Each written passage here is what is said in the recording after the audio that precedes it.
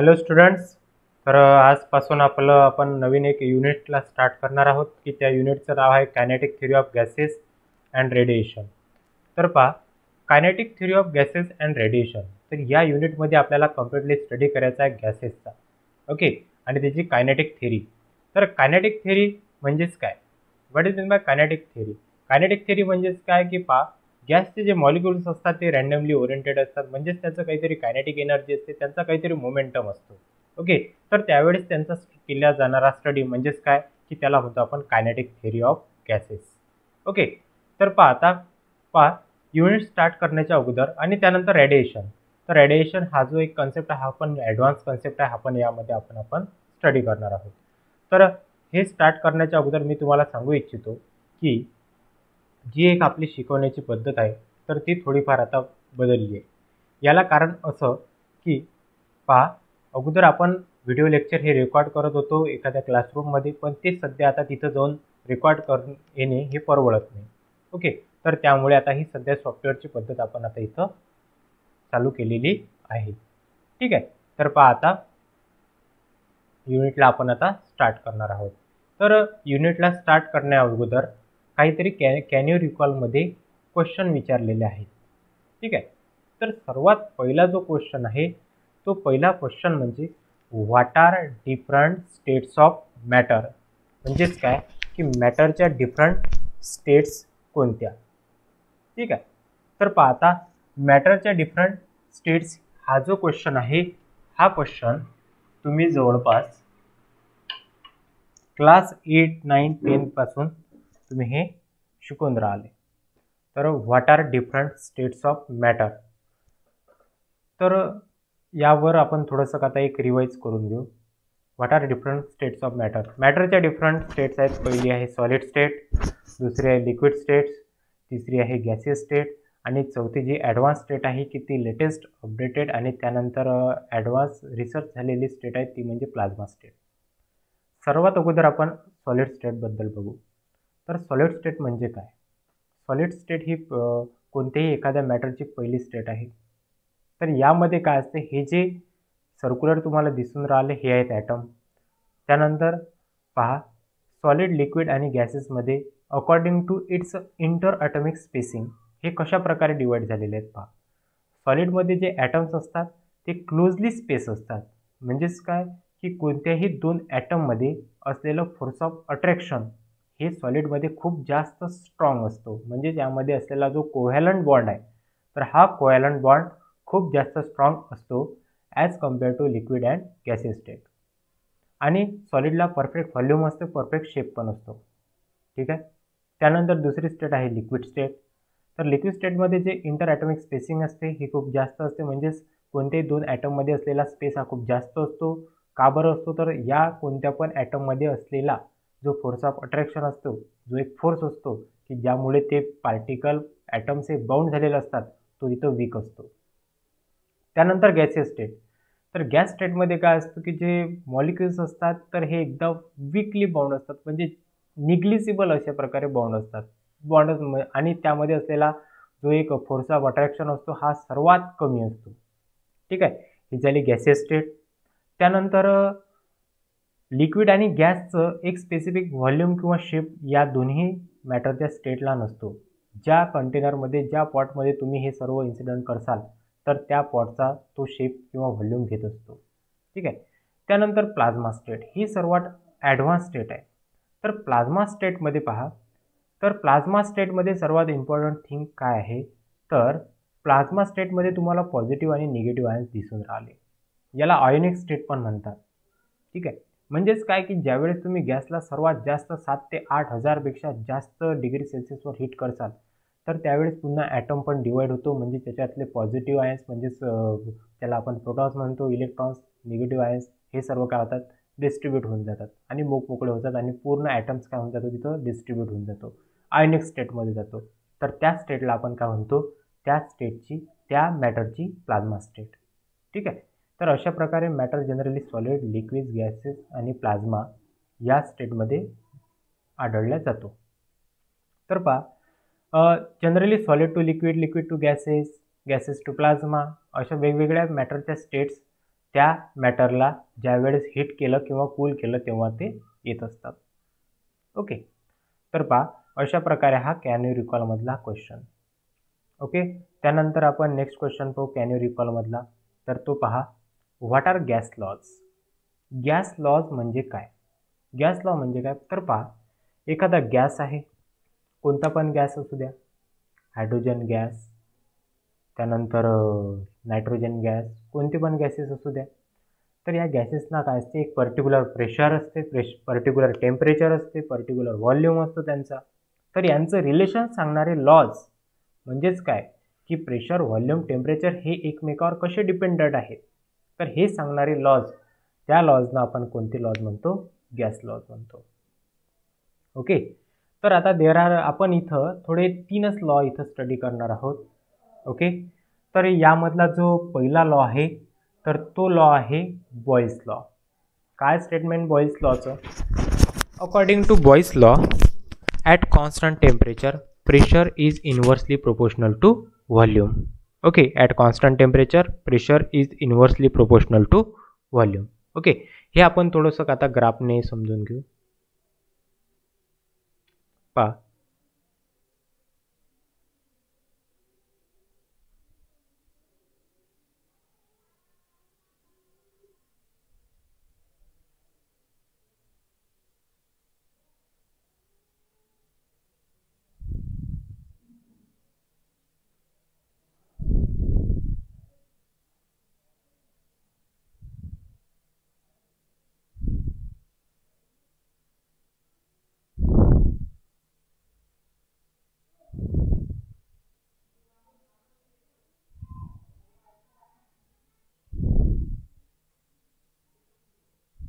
तर पहा,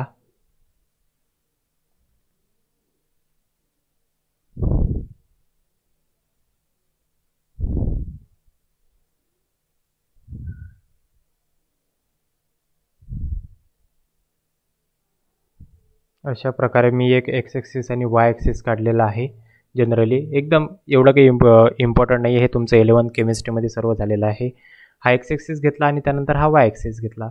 मी एक्स ॲक्सिसवर प्रेशर घेतला P आणि त्यानंतर वाय ॲक्सिसवर घेतलं व्हॉल्यूम V. तर according to Boyle's law, when the temperature of the gas is constant then pressure is inversely proportional to volume. म्हणजे जसं जसं तुम्ही त्या गॅस मॉलिक्युलचं प्रेशर वाढत जासाल तसं तसं त्याचं व्हॉल्यूम काय होत जाते? कमी होत जाते. ठीक आहे, तर या लॉला आपण कोणता लॉ म्हणतो? Boyle's law. ओके, त्यानंतर दुसरा आहे चार्ल्स लॉ. तर चार्ल्स लॉ पहा, पुन्हा आता मी हा ग्राफद्वारेच तुम्हाला समजून सांगतो. तर इथं पहा, चार्ल्स लॉ काय? V is directly proportional to T at constant pressure. ज्यावेळेस त्या गॅसचं प्रेशर हे कॉन्स्टंट असेल तर त्यावेळेस तुम्ही जसं जसं जसं जसं टेम्परेचर इन्क्रीज करत जाल, पहा एका ॲक्सिसवर घेतलं मी टेम्परेचर आणि एका ॲक्सिसवर घेतलं मी व्हॉल्यूम. जसं जसं त्या गॅसचं टेम्परेचर मी इन्क्रीज करत जाईल तर तसं तसं त्या गॅसचं व्हॉल्यूम काय होत जाते? इन्क्रीज होत जाते. जसं जसं मी पुन्हा टेम्परेचर डिक्रीज करत जाईल तसं तसं व्हॉल्यूम काय होत जाते? डिक्रीज. ओके, म्हणजे हा जो येणारा ग्राफ आहे तर हा ओरिजिनपासून स्टार्ट होऊन स्ट्रेट लाईन ग्राफ येतो. ओके, म्हणजेच काय? V is directly proportional to T. This is called as Charles law. According to Charles law, the at constant pressure the temperature is directly proportional to volume. त्यानंतर last आहे गे-लुसॅक्स law. पुन्हा एक x axis आणि त्यानंतर एक Y axis. X ॲक्सिसवर घेतलं मी पुन्हा temperature आणि वाय ॲक्सिसवर घेतलं मी इथं प्रेशर. ठीक आहे, तर पहा आता इथं तुम्हाला असं समजून राहिलं की at constant volume pressure is directly proportional to temperature. म्हणजेच काय की टेम्परेचर जसं जसं वाढवलं तुम्ही तसं तसं प्रेशर काय होत जाते? पुन्हा इन्क्रीज होत जाते. आणि जसं जसं टेम्परेचर कमी करत जासाल तसं तसं पुन्हा प्रेशर काय होत जाते? कमी होत जाते. Okay, now these are all laws of gas. अशा प्रकारे हे गॅसचे काय आहेत? लॉज आहेत काही. बॉयल्स लॉ, चार्ल्स लॉ आणि त्यानंतर गे-लुसॅक्स लॉ. हे तुम्ही केमिस्ट्रीमध्ये पण 11th स्टँडर्डमध्ये बघितलेले असतील. ओके, त्यानंतर पहा आता what is absolute zero temperature. Absolute zero temperature तुम्ही कशाला म्हणा? हे एक टेम्परेचर आहे की त्या टेम्परेचरवर गॅसचं जे प्रेशर असेल ते किती राहील? 1 ॲटमॉस्फेरिक प्रेशर. किती राहील? 1 ॲटमॉस्फेरिक प्रेशर. 1 ATM. ATM काय आहे? ATM हे युनिट आहे कशाचं, प्रेशरचं. Okay, what is mean by absolute zero temperature? The temperature at which the pressure of the gas is 1 ATM. Okay, त्यानंतर पहा आता काय, ॲव्होगाड्रोज नंबर अँड मोल. ॲव्होगाड्रोज नंबर आणि मोल हे जे दोन्ही कन्सेप्ट आहेत हे एकमेकाशी रिलेटेड आहेत. ओके, तर ॲव्होगाड्रोज नंबर आणि त्यानंतर मोल. 1 मोल म्हणजेच काय, 6.022 इंटू 10⁻23 पार्टिकल्स. आता याचं मिनिंग पहा काय आहे, तर 1 मोल म्हणजे एवढा सबस्टन्स की त्या सबस्टन्समध्ये असलेले पार्टिकलची जी एक क्वांटिटी आहे तर ती एवढी असेल, 6.022 इंटू 10⁻23 पार्टिकल्स. म्हणजे हा एक सबस्टन्सचं एक एवढं अमाऊंट आहे की तेवढ्या अमाऊंटमध्ये त्या सबस्टन्समध्ये पार्टिकल्स हे एवढे असतील, 6.022 इंटू 10⁻23 पार्टिकल्स. एवढं अमाऊंट असेल पार्टिकलचं, म्हणजे तेवढ्या अमाऊंटला आपण काय म्हणू, 1 मोल म्हणू. काय म्हणू आपण त्याला, 1 मोल म्हणू. आणि त्यानंतर पुन्हा हा नंबर काय आहे, तर हे आहेत नंबर ऑफ पार्टिकल्स. ओके, हे आहेत नंबर ऑफ पार्टिकल्स. या स्पेशली नंबरला आपण म्हणतो ॲव्होगाड्रोज नंबर आणि याला म्हणतो आपण 1 मोल. 1 मोल म्हणजे पार्टिकलची संख्या एवढी. ओके, आणि पार्टिकलची संख्या एवढी, तेवढ्या सबस्टन्सला आपण काय म्हणतो, 1 मोल म्हणत असतो. ओके, तर अशा प्रकारे झालं हे ॲव्होगाड्रोज नंबर आणि मोल concept.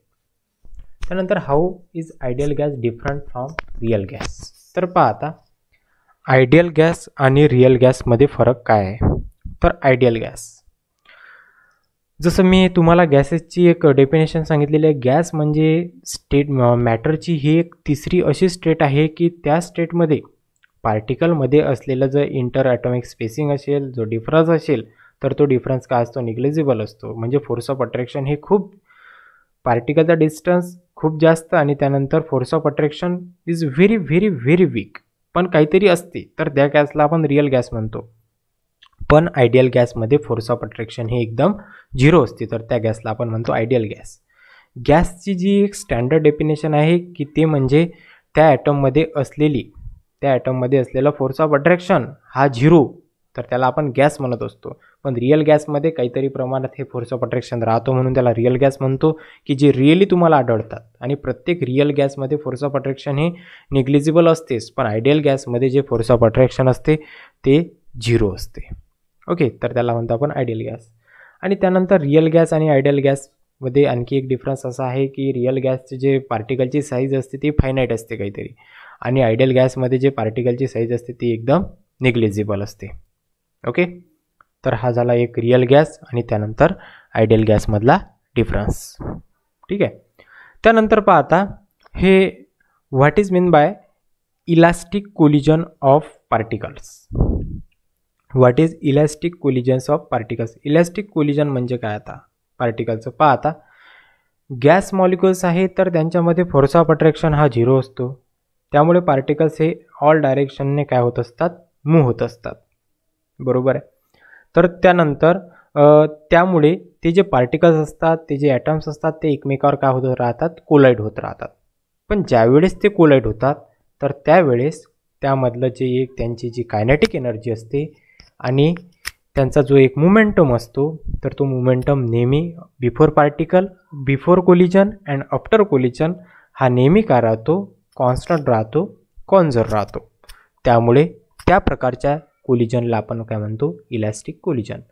What is mean by elastic collision of a particles in gases.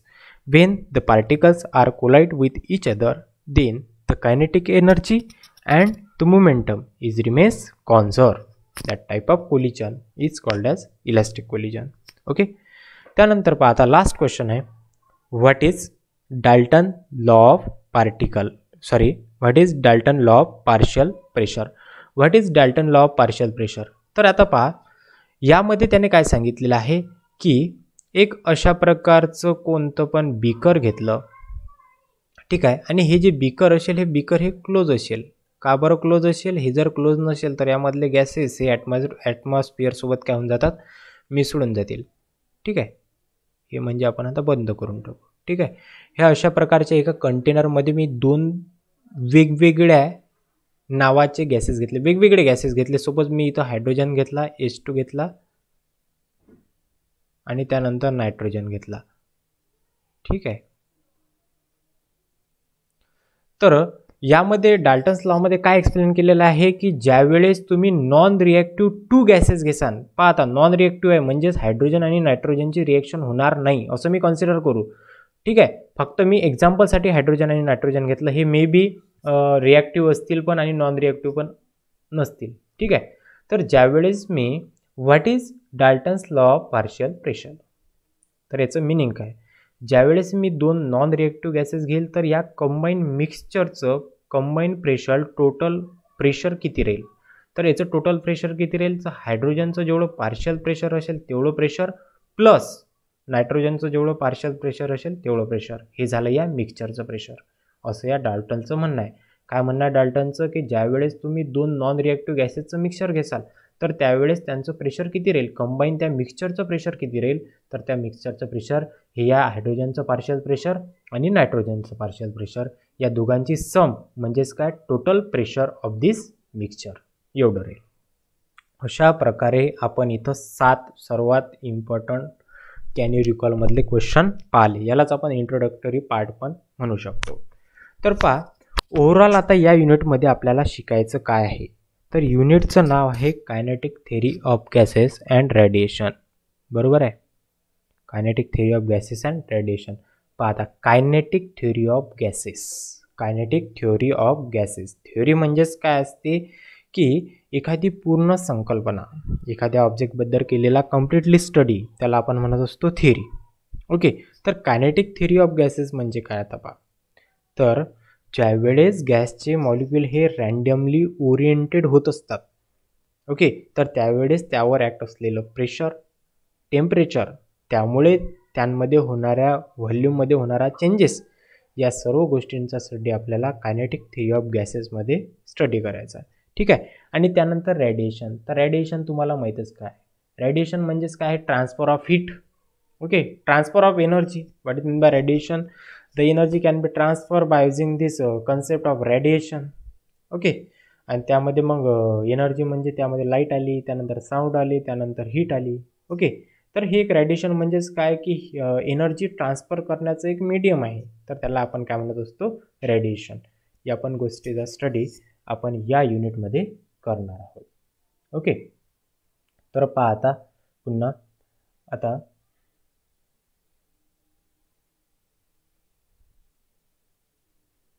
अशा प्रकारे आपण या युनिटचा इथं इंट्रोडक्टरी पार्ट घेतलेला आहे. ओके. मी आता जो इंट्रोडक्टरी पार्ट झालेला आहे तर त्याची नोट्स आजच सेंड करून देतो, म्हणजे तुम्ही आता टॉपिक टू टॉपिक सर्व युनिटचा स्टडी करा. ओके. आणि जर काही अडचण आली तर लगेच त्या दिवसाच्या लेक्चरमध्ये त्याच दिवशी तुम्ही विचारू शकता. ठीक आहे. थँक्यू.